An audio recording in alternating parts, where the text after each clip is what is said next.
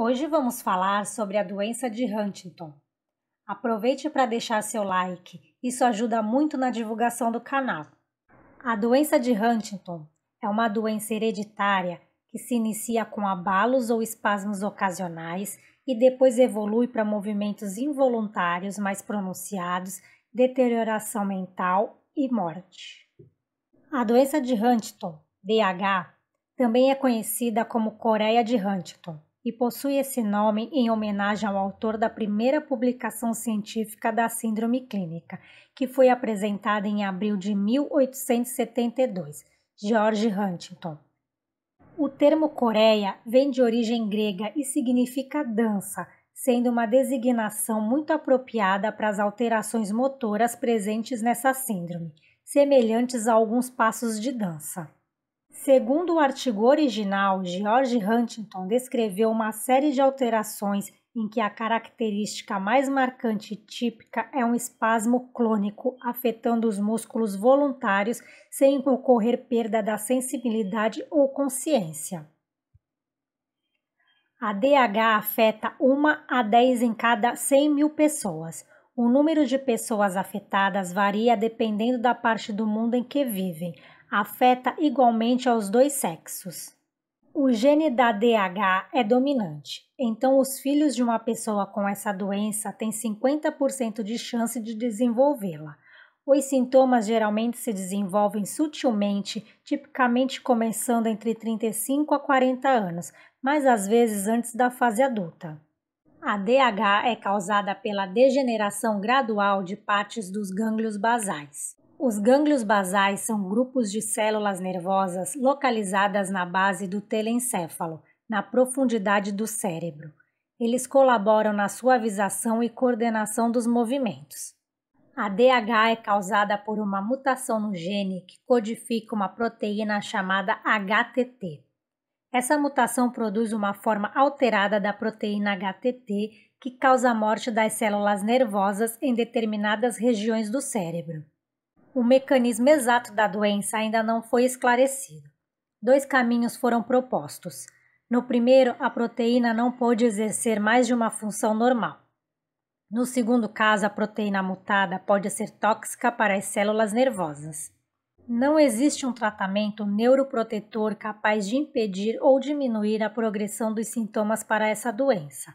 O tratamento do paciente geralmente requer o apoio de múltiplos profissionais e medicamentos indicados para cada sintoma individualmente. Sintomas: durante os estágios iniciais da DH, a face, o tronco e membros podem se mover involuntariamente e rapidamente.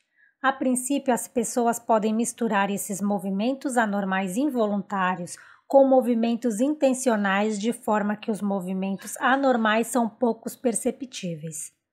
Entretanto, com o tempo, os movimentos ficam mais óbvios. Os músculos podem contrair-se breve e rapidamente, causando movimento repentino nos braços ou em parte do corpo, por vezes de maneira repetitiva e em sequência. As pessoas podem caminhar de modo exageradamente elegante ou alegre, como um fantoche. Podem fazer caretas, flexionar os membros e piscar mais frequentemente. Os movimentos tornam-se descoordenados e lentos. Por fim, todo o corpo é afetado, dificultando caminhar, sentar, comer, falar e vestir-se. Frequentemente ocorrem alterações mentais antes ou quando movimentos anormais se desenvolvem. Essas alterações no início são sutis. Gradualmente, as pessoas podem ficar irritadas e nervosas. Elas podem perder o interesse nas atividades cotidianas. Podem não conseguir controlar seus impulsos, perdendo o controle, tendo vieses de desânimo ou tornando-se promíscuas. Na medida em que a doença evolui, a pessoa pode ficar irresponsável e vagar sem objetivo. Com o passar dos anos, perdem a memória e a capacidade de pensar racionalmente. Podem tornar-se gravemente deprimidos e tentar o suicídio. Em estágio avançado da doença, a demência é grave e as pessoas podem ficar confinadas à cama. É necessário cuidado em tempo integral ou internação em centro de cuidados médicos. O óbito geralmente ocorre 13 a 15 anos depois do início dos sintomas. A pneumonia por aspiração é a causa mais comum de morte. A insuficiência cardiorrespiratória e o hematoma subdural são também causas frequentes do óbito. Assistência de enfermagem. O grande desafio da enfermagem é prestar cuidados que ofereçam uma melhor qualidade de vida para quem tem DH. Para que o objetivo seja alcançado, é necessário que liste os achados de enfermagem, fazendo assim as intervenções necessárias. Devido à movimentação constante e perda contínua do equilíbrio, o doente tem uma tendência maior a quedas e, consequentemente, de escoriações. Para diminuir o risco de quedas, é necessário deixar o ambiente livre de quaisquer obstáculos, como tapetes, mesas, cadeiras, evitando que o doente tropece. Para aqueles em estágio avançado, onde a deambulação já foi bastante afetada, é importante atentar-se para o risco de se formarem lesões por pressão.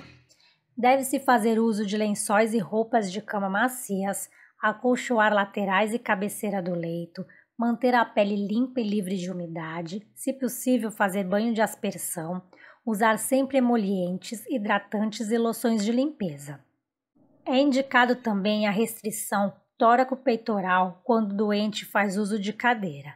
É interessante lembrar que não existem cadeiras específicas para as pessoas com DH, então deve-se usar a criatividade para proporcionar o máximo de conforto a eles. Quando pensamos em alimentação, devemos atentar para a movimentação constante, déficit de mastigação e deglutição, que podem resultar em aspiração e asfixia.